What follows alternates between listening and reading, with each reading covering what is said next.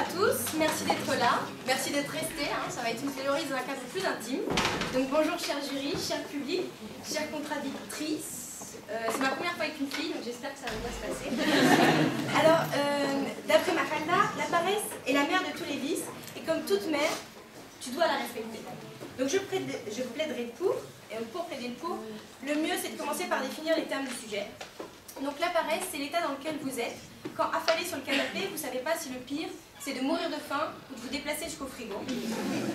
La mère, donc c'est la personne qui vous a porté, mise au monde, élevé, etc. Enfin tout ce genre de tâches un peu chiantes. Et respect, donc c'est un gros titre d'Aretha Franklin. Donc maintenant pour ma première partie, la paresse, mère de tous les vices, je pensais que c'était intéressant de revenir sur cette notion du sujet, parce que c'est pas forcément évident que la paresse soit mère de tous les vices. Donc déjà, respecter la paresse, qu'est-ce que c'est? Respecter la paresse, c'est vivre tel Alexandre le Bienheureux, tel Oblomov. Je m'égare en référence littéraire. Vivre comme la moitié des Américains. C'est bon, vous situez? C'est-à-dire se laisser envahir par la paresse. Si vous voulez un exemple concret, c'est un dimanche ordinaire. Alors que vous aviez prévu d'aller au marché, d'aller courir, faire un ménage, un bon petit repas, finalement, 9h, le réveil sonne. C'est un peu tôt, 9h, non? Vous vous endormez, 11h30, vous avez finalement émergé du lit, toujours en pyjama, pas douché, pas lavé, rien du tout. L'épisode marché tourne au fiasco, et le bon repas dominical que vous aviez prévu finit en suprême de knacky sur son lit de haricots verts en boîte, sauce ketchup et pluie les matelas drapés. Le tout fait maison, je vous l'assure. Grosse désillusion. Alors, évidemment, après un départ tellement fanfare, vous êtes obligé de finir par un petit téléfoot, JT, Walker Texas Ranger. Pour les plus téméraires, il y aura peut-être un petit peu de vivement dimanche en famille. Et finalement, votre dimanche vous passe sous le nez et vous vous rendez compte que c'est la fin quand sonne le générique de Capital. Voilà à quoi mène la paresse. Mais encore, si c'était qu'à perdre ces dimanches, soit. Mais elle vous mène au vice. Et alors, comme c'était dans le sujet la mère de tous les vices, je me suis dit, mais comment vous démontrez ça sur tous les vices? Et donc c'est là que mon éducation judéo-chrétienne m'a aidée. J'ai appris que tous les vices découlaient des 7 péchés capitaux. Donc je vais reprendre les 7 péchés capitaux les uns après les autres. Forcément, la paresse découle de la paresse, ça va. On y est. La luxure. Bon, est-ce que je suis obligée de faire un dessin? Si vous passez votre vie allongée au lit, la luxure est forcément pas très loin. Ensuite, la gourmandise. La gourmandise, alors je sais pas pourquoi, mais moins on en fait, plus on a faim. Et bizarrement, quand vous êtes sur votre canapé, c'est pas de carottes râpées dont vous avez envie. L'avarice. Alors, l'avarice, vous allez me dire, c'est un peu ténu là tout de même. Oui, mais qui est plus avare qu'un paresseux? Un paresseux est avare de ses gestes, est avare de ses mots, voire même parfois de ses pensées. Un gros avare de pensée, par exemple, pour vous expliquer, ce serait un spectateur de TF1. Quelqu'un qui se refuse à penser, qui préfère regarder Secret Story, comme ça on le laisse tranquille, on ne fait pas trop réfléchir. L'envie. Alors l'envie, je sais pas vous, mais moi je trouve que c'est quand même un sacré flemmard, celui qui a écrit l'envie d'avoir envie. Meilleur titre de Johnny. Même dans la bouche de Lucchini, cela n'aurait aucun sens. Pour l'orgueil, là j'aimerais que vous vous mettiez un petit peu en situation. Vous êtes au boulot, il n'y a pas de café qui est prêt, et vous hésitez entre savoir si c'est vous ou votre collègue qui va le faire. Et tout d'un coup les égos se crispent, plus le temps passe, plus ce serait déshonorant que de se lever et aller faire le café. Et donc finalement, vous restez dans une espèce de guerre latente, vous n'avez pas envie de vous prendre la honte devant tout le service, et votre orgueil en prendrait un sacré coup si vous alliez contre votre paresse. Donc finalement, c'est votre paresse qui va exacerber cette espèce d'orgueil, à surtout être le dernier à se bouger pour tous les autres. Donc voilà. Et enfin, la colère. Colère, 7e péché capital. Donc là, mettez-vous dans la peau d'un jeune diplômé de BEP de cuisine. Il a été embauché chez Marc Vera, donc il est super content. Et il se dit, c'est bien, ça va être ambiance, dîner presque parfait. Ouais, bon, j'ai acheté la pâte feuilletée, mais je leur dirais que c'est moi qui l'ai fait, de toute façon, ils ne voient jamais rien, les Américains. Non, finalement, c'est pas du tout la même ambiance, c'est plutôt Full Metal Jacket. Chef, oui, chef! En plus, l'idée de savoir que Marc Vera touche en un jour ce que vous touchez en un mois, forcément, vous êtes un peu flemmard sur les touchages de carottes. Oui, mais c'était sans compter sur le fait que Marc Vera venait inspecter ses cuisines. Parce que parfois, les grands chefs sont aussi dans leur cuisine. Et là, vous attendiez une petite remontrance. Non. C'est quelque chose de sanglant qui a éclaté dans la cuisine. C'était quelque chose de pire que Sarko quand il dit qu'elle soit foufou. Pire que Delarue qui prend l'avion. Pire que votre mère qui découvre votre facture de téléphone. Pire que Jean-Claude Van Damme qui vous explique la vie. C'était l'homme au chapeau noir. Marc Vera, sur tous les écrans le 3 mars. Quelque chose d'horrible. Un film d'horreur comme jamais vous avez entendu parler.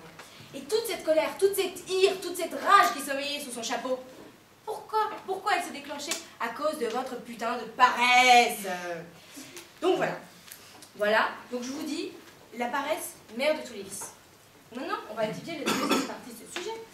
Le fait qu'il faille respecter sa mère, parce qu'a priori, c'est pas forcément évident. Donc, dans ma deuxième partie, c'est ce que je vais étudier. On dit, le chef-d'œuvre de Dieu, c'est le cœur d'une mère. Je t'en foutrais, mais... Parce que tu crois que le cœur de ma mère, il pouvait être qualifié de chef-d'œuvre quand je lui ai annoncé que je voulais pas finir mes épinards? Non, mais de toute façon, papa, il n'est pas beau. Hein. Ou alors quand je lui ai annoncé le célibat de ma 45e paire de gants. Eh, mais maman, la mère à Jamel Debbouze, elle lui dit rien alors qu'il a qu'un gant. Hein. Ou alors quand elle m'a surpris sortant du cinéma avec un garçon qui ne ressemblait absolument pas à ma meilleure amie. Alors que la veille, je lui avais dit, si, je t'assure, c'est avec Julie qu'on va au ciné, hein, promis. Ou même le jour où je lui ai dit que j'avais été témoin, malgré moi, d'une scène d'amour fort fusionnelle entre l'aile droite de sa voiture et un poteau de parking souterrain. Non mais tu comprends, ça faisait quand même longtemps qu'ils se tournaient autour, tous les deux, j'ai rien pu faire. Hein. Une semaine seulement après l'obtention du Saint Graal, vous savez, le grand A sur fond blanc, rouge. Bref, donc cette espèce d'être sans cœur qui m'interdisait de rentrer après 23h30. Donc pour vous tous, à 23h30, les bus circulent encore à Besançon. C'est dire si c'est la honte de rentrer avant cette heure-là. Donc pour moi, cet être, c'était un tortionnaire, un dictateur. C'était pire que le CPE, quoi, je vais vous dire. Et puis après, j'ai grandi. Alors là, je me suis rendu compte que c'était peut-être pas le pire être que la Terre ait porté et que je lui ai été redevable, que je devais lui dire merci pour tout ce qu'elle a fait pour moi.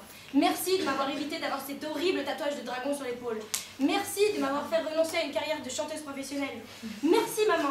Et du coup, je me suis rendu compte que si j'étais là aujourd'hui, c'était aussi grâce à elle. Et je me suis dit que le respect que je lui devais était immense. Le respect s'est imposé à moi. Et je sais depuis longtemps que de toute façon, si je vais à son encontre, je me mets au devant de graves déconvenus. Donc, par syllogisme, je vais attaquer ma troisième partie, puisque la paresse est mère de tous les vices et qu'il faut respecter sa mère. Pourquoi respecter la paresse? Alors, la paresse, c'est comme l'attachement filial, ça naît d'un instinct. La paresse, c'est ce qui est bon pour vous. Tout comme enfant, vous portiez des pulls parce que votre mère avait froid, la paresse, c'est toujours, même si vous ne le savez pas, ce qui est bon pour vous.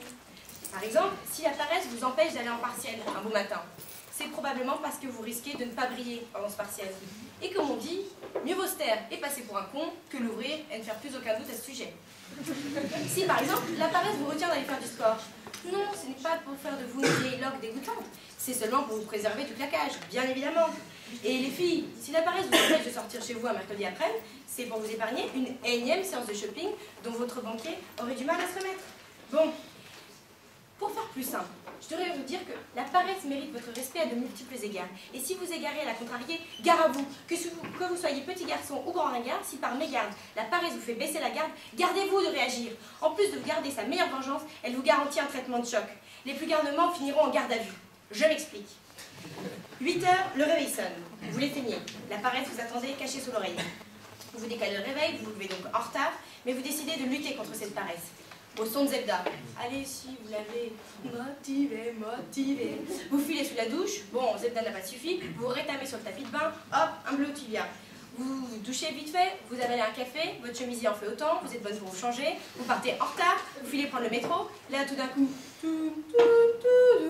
un accident de personne a été déclaré. Vous êtes encore en retard, mais qui est le connard qui vient se suicider à 8h30 lundi matin? Sérieusement, vous filez prendre le vélo, après un trajet dont votre jupe, auquel votre jupe ne résistera que partiellement, hein, parce que le vélo est plus dangereux qu'il n'y paraît.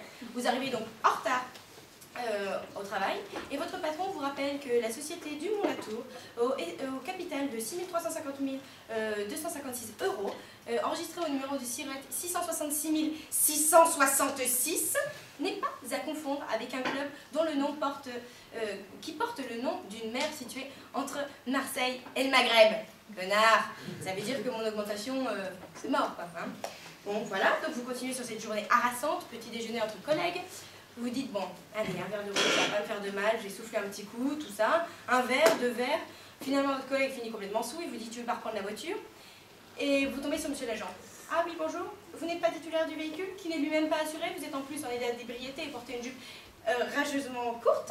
Vous allez donc venir me faire un petit tour au poste, hein? Et donc là, bilan de la journée, plus de chemisier, plus de tibia, plus de jupe, plus d'honneur, moins 4 points et plus d'augmentation. vous finissez en garde à vue, vous êtes contente. Et là, vous dites, si seulement j'étais restée au lit. Hein? Une minute. Et le pire, c'est que la seule personne qui va pouvoir venir vous sauver de cette fâcheuse épreuve de la garde à vue, je vous le donne en mille, votre mère. Hein? Et donc, tout comme vous auriez dû boire ces paroles et non pas un verre de rouge, vous auriez dû respecter votre paresse. Par paresse, j'ai décidé que ma conclusion devrait se tenir simplement à l'énoncé du sujet, c'est-à-dire, comme je l'ai prouvé, la paresse est mère de tous les vices, et comme toutes les mères, tu dois la respecter.